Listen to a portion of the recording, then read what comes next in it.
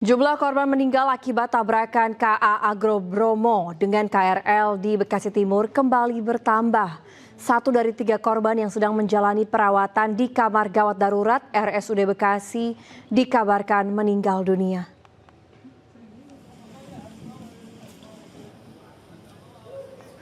Satu dari 3 pasien yang tengah menjalani perawatan intensif di ICU RSUD Kota Bekasi dikabarkan meninggal dunia. Korban diketahui bernama Mia Citra, berusia 25 tahun menghembuskan nafas terakhirnya pada pukul 11 siang tadi.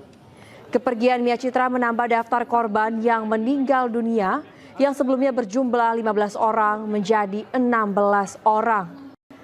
Selain 2 orang yang masih berjuang hidup di ICU, terdapat 22 korban lainnya yang masih menjalani perawatan di RSUD Bekasi. Per hari ini pasien yang dirawat di kami adalah ada 22. Satu baru datang pada hari ini. 22 ini yang di ICU ada 3 dan dari 1 yang baru saja meninggal dan semuanya yang di ICU kemarin sudah dalam. 2 orang korban yang tewas akibat kecelakaan kereta di stasiun Bekasi Timur sudah dimakamkan. Kedua korban yakni Vika dan Gita dimakamkan berdekatan di TPU yang sama. Udah ada naik lagi ya, 45 ya.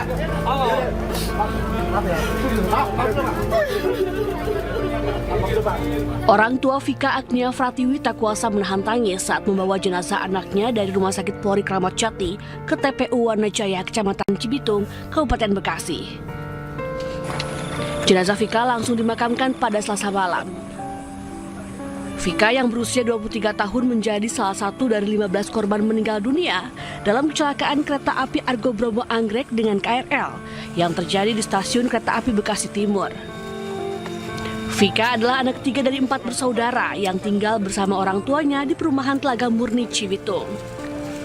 Saat peristiwa terjadi, Vika baru pulang bekerja di sebuah perusahaan swasta di kawasan Tebet.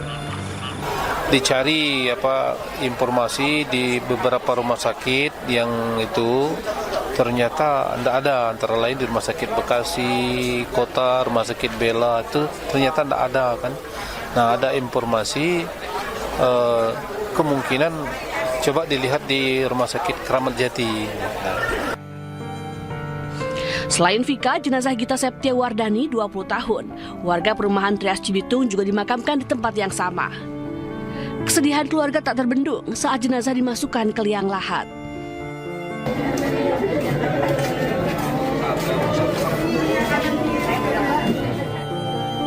Sementara itu, suasana duka juga menyelimuti rumah almarhumah Nuriyati di Jalan Utan Panjang, Kemayoran, Jakarta Pusat.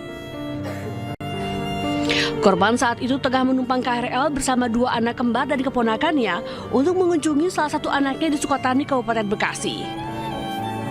Usai kecelakaan, korban mengalami sesak nafas karena berhimpitan dengan korban lainnya, hingga akhirnya jatuh pingsan dan meninggal dunia. Jenazah Nurhayati sudah dimakamkan pada Selasa siang di tempat pemakaman umum setempat. Tim Liputan iNews melaporkan.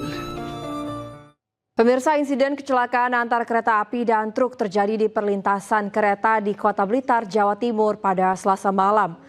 Truk fuso yang mendadak mati saat berada di tengah perlintasan tertabrak kereta hingga kondisi truk rusak parah. Terjadi trouble. Inilah rekaman video yang diambil oleh warga saat sejumlah orang berusaha mendorong truk fuso yang macet saat melintas di perlintasan Jalan Imam Bonjol, Kecamatan Senan Wetan, Kota Blitar, Jawa Timur. Namun naas, upaya mendorong truk tersebut dari tengah perlintasan gagal sehingga tabrakan antara kereta dengan truk fuso tak bisa dihindarkan. Akibat tabrakan ini, truk terseret hingga terpental sejauh 3 meter dari lokasi tabrakan. Berdasarkan keterangan saksi, truk yang semula melintas dari arah utara tetap melaju saat palang pintu mulai tertutup.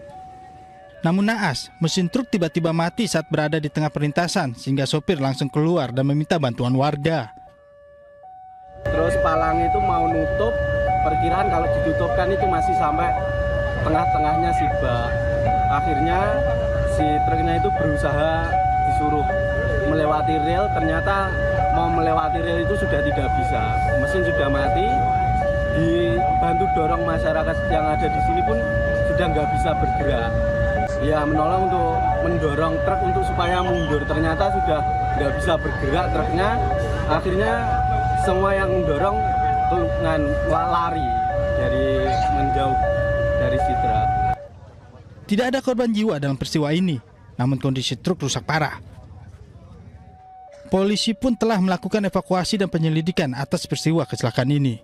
Dari Blitar, Jawa Timur, Yoyo Agusta, iNews melaporkan. Pemirsa, unit Reskrim Polsek Panakukang meringkus seorang pelaku pembobolan bengkel saat berjualan di pinggir jalan.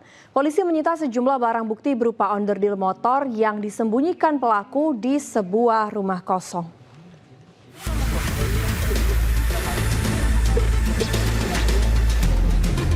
Seorang buruh harian lepas ditangkap polisi usai membobol dan mencuri puluhan suku cadang kendaraan dan alat bengkel di salah satu bengkel di Jalan Dr. Leimena, Makassar, Sulawesi Selatan. Pengungkapan kasus berawal saat tim anggota Opsnal Polsek Panakukang melintas di Jalan Urip Sumoharjo depan Taman Makam Pahlawan melihat pelaku berjualan di pinggir jalan. Polisi yang sudah mengantongi ciri-ciri pelaku langsung menangkapnya dan dibawa ke sebuah rumah kosong yang merupakan lokasi tempat pelaku menyimpan sejumlah barang onderdil hasil curiannya. Dalam pemeriksaan, pelaku mengaku seluruh barang curian belum sempat dijual. Pelaku beraksi seorang diri dengan memanfaatkan kelengahan pemilik bengkel. Motifnya yaitu dia membobol bengkel yang sudah dalam keadaan tutup sehingga tidak ada penghuninya. Apa saja yang dari pelaku diamankan? Dari barang yang diamankan yaitu ban, alat-alat motor seperti kampas rem, laher, termasuk peralatan pertukangan. Atas perbuatannya, pelaku dijerat pasal 363 KUHP tentang pencurian dengan pemberatan dengan ancaman hukuman maksimal 7 tahun penjara. Dari Makassar, Sulawesi Selatan, Muhammad Nurbone, iNews melaporkan. RS Polri Kramat Jati menyerahkan 10 jenazah korban kecelakaan kereta di Bekasi Timur.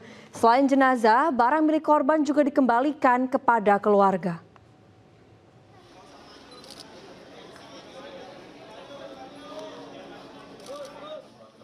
Sepuluh jenazah korban kecelakaan KRL Bekasi Timur diserahkan oleh RS Polri Kramat Jati kepada keluarga. Jenazah seluruhnya merupakan perempuan ini telah berhasil diidentifikasi tim DVI Polri. Satu persatu jenazah dijemput oleh keluarga yang selanjutnya diantar ke rumah duka masing-masing. Pada proses penyerahan jenazah, pihak rumah sakit bersama tim penyidik juga turut mengembalikan barang milik korban ke pihak keluarga. Jumlah korban yang dilaporkan oleh pihak keluarga sampai saat ini sebanyak 10 orang. Pada pukul 14.00 WIB telah dilaksanakan sidang rekonsiliasi untuk menentukan identitas korban dan memutuskan 10 jenazah telah berhasil teridentifikasi. Mayoritas korban meninggal dunia merupakan perempuan berusia 25 hingga 30 tahun dengan usia termuda 19 tahun dan tertua 50 tahun. Korban meninggal berdomisili di wilayah Tambun, Cikarang, dan Cibitung. Pihak Jasara Harja memberikan uang santunan kepada korban meninggal dunia sebesar 50 juta rupiah yang nantinya akan diberikan kepada masing-masing ahli waris. Dari Jakarta, Kia De La Rosa, Dimas Winardi, Dila Aulia, iNews melaporkan.